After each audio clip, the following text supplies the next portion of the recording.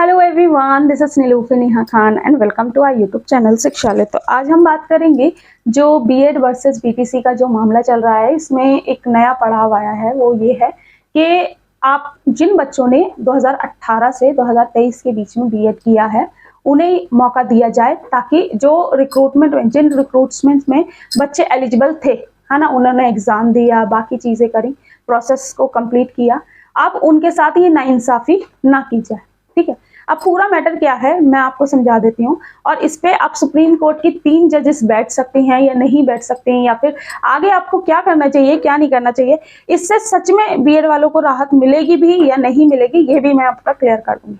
पहली चीज समझ लीजिए कि ये जो मैटर था बीएड वर्सेस बीटीसी, ठीक है, इस मैटर के सुप्रीम कोर्ट के फैसले के आने के बाद छत्तीसगढ़ में ये हुआ कि जो बीएड वाले स्टूडेंट्स थे उनके खिलाफ वो ये कहा गया, मतलब ये याचिका दर्ज की गई कि इन लोगों को भी वैकेंसी से आउट किया जाए जो बीएड वाले थे।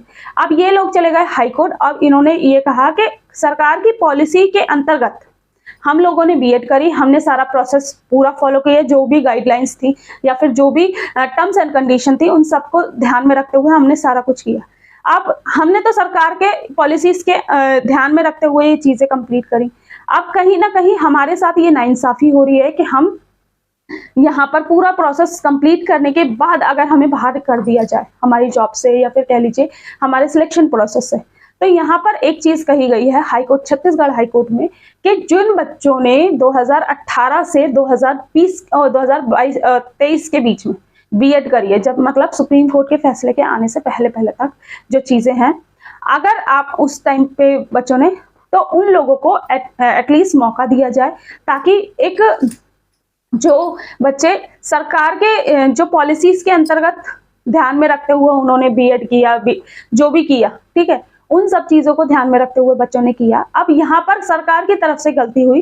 अब इस टाइम में जो बच्चों ने बीएड किया है उन्हें मौका दिया जाए, पहली चीज। दूसरी चीज, उनके साथ जो जितनी भी रिक्रूटमेंट आई हुई थी उस टाइम पे, या फिर जो बच्चे सिलेक्ट हुए हैं उन लोगों के साथ नाइंसाफी ना की जाए।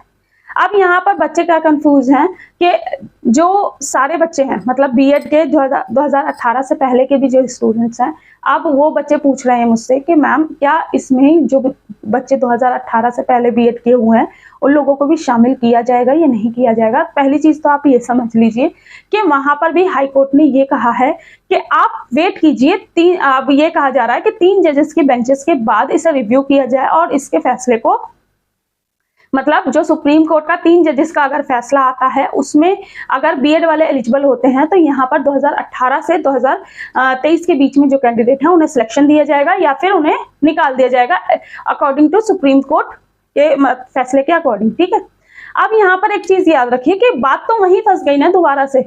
अब आप लोगों को कई टीचर्स ये बात बोल रहे हैं कि ये फैसला आपके हित में आ गया, आपके हित में आ गया। आपके हित में किस तरीके से आया, मुझे एक बात बता दो।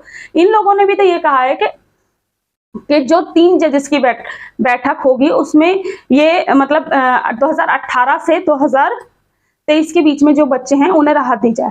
पहली चीज, जो बच्चे पहले करके बैठे हुए हैं उनके लिए यहाँ पर थोड़ा सा चीजें अगर हो सकता है चेंज हो भी जाए या ना हो, लेकिन 3 जजेस की बेंचेस में अगर जो ये फैसला है बीएड वालों को हक में भी आ जाता है, तो आप ये याद रखिए कि थोड़ा सा अपने आप को शांत करते हुए ये ध्यान दीजिए, जो मैंने पहले भी आप लोगों को कहा था कि पहले जितने भी बीएड स्टूडेंट हैं पहले ये देखिए कि आप किस किस सब्जेक्ट में एलिजिबल हो रहे हो। टीजीटी में एलिजिबल हो रहे हो, टीजीटी में एलिजिबल हो रहे हो, जहां भी एलिजिबल हो रहे हो उसके साथ साथ तैयारी करते रहें उस चीज की। बाकी ये कोर्ट केस पहले 5 साल लग गए इसे, मतलब सुप्रीम कोर्ट के फैसले आने तक है। अभी ये कितने टाइम लगेगा, कितना नहीं लगेगा, आप नहीं जानते।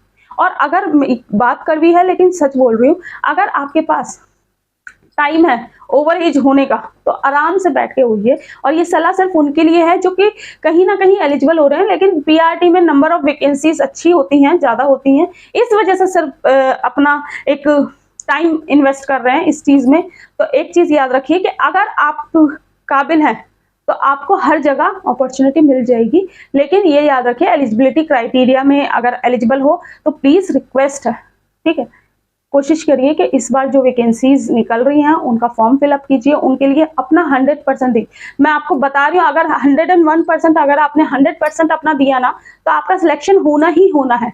और अभी इलेक्शन का टाइम है, आपको स्टेट गवर्नमेंट की तरफ से भी वैकेंसीज देखने को मिलेंगी, आपको सेंट्रल गवर्नमेंट की तरफ से भी वैकेंसीज देखने को मिलेंगी। तो इस चीज का थोड़ा सा इस टाइम का यूटिलाइज कीजिए, फायदा उठाइए। उसके बाद ये ध्यान रखिएगा कि जो भी चीजें हैं, अब ये मैटर, अब कई लोग ये कह रहे हैं कि बीएड वालों के लिए खुशखबरी, बीएड वालों के लिए खुशखबरी। तो खुशखबरी है या नहीं है, ये तो अभी भी लटकी हुई है ना। आपसे कोर्ट ने ये तो नहीं कह दिया कि बीएड वाले एलिजिबल हो चुके हैं, या फिर जो बच्चे, जिन बच्चों ने पीआरटी का, केवीएस का एग्जाम दिया था, वो अब सिलेक्शन ले सकते हैं, ऐसा नहीं है। उन्होंने भी ये कहा कि अब जो भी वैकेंसी में बीएड वालों को एलिजिबल किया जाएगा, उनमें पहले ये लिखा जाएगा कि आप लोगों का जो सिलेक्शन प्रोसेस है, जैसे केवीएस ने लिखा था, वो सुप्रीम कोर्ट के फैसले के अकॉर्डिंग ही मान्य होगा। अगर सुप्रीम कोर्ट की 3 जजेस की बेंच ने भी इन्हें बीएड वालों को कंसिडर नहीं किया पीआरटी के लिए, तो फिर भी ये चीजें ऐसी हो जाएंगी, ठीक है। लेकिन होप फॉर द बेस्ट, हो सकता है कि जिस तरीके की पॉलिसीज बनाई गई उसमें बच्चों का तो कोई फॉल्ट नहीं है। 99% चांसेस हो भी सकता है कि आप लोगों को शामिल किया जाए। जहां तक मेरा ख्याल है कि जो 2018 से 2023 वाले हैं, उन पे बहुत ज्यादा फोकस किया जा रहा है, क्योंकि पॉलिसीज जो चेंज हुई वो 18 में ही चेंज हुई, और उसके बाद ही बीएड धारक जो एक संख्या थी वो ज्यादा हुई, ठीक है। तो यहाँ पर उनके लिए तो रियायत हो सकती है, लेकिन जो 2018 से पहले के हैं, पहले मैं आप लोगों को यही सजेशन करूंगी, पहले कोशिश करते रहिए कि आपका कहाँ कहाँ एलिजिबिलिटी क्राइटेरिया बन रहा है, और उसके बाद चीजों को प्रोसीड कीजिए। बाकी देखिए, कोर्ट में चीजें चल रही हैं, आप कितना रेडी है, मैं कितना रेडी हूँ, कौन क्या बोल रहा है, क्या नहीं बोल रहा है, ये सारी चीजें है ना 1 मिनट में खत्म हो जाएंगी जब आप सिलेक्शन ले लोगे। कोशिश कीजिए कि बस फोकस करें कि जहां एलिजिबल हो वहां सिलेक्ट हो जाओ, ठीक है। और अपना अगर 100% दोगे तो इंशाल्लाह जरूर सिलेक्ट होगे।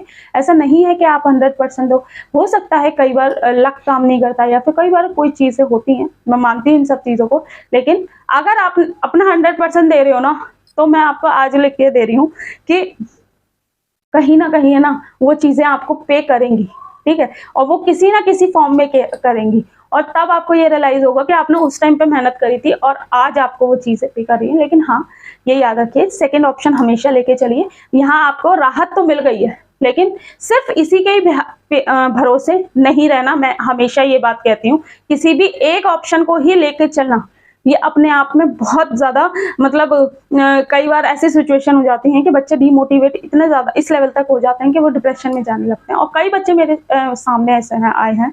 तो आप लोगों से रिक्वेस्ट है, थोड़ा सा चीजों को, और बाकी जो भी फैसले आते हैं सारी अपडेट आपको मैं प्रोवाइड कर ही देती हूँ, लेकिन थोड़ा सा अपने आप को थोड़ा टाइम देके सोचिए कि आपके लिए जॉब जरूरी है या फिर सारी चीजें।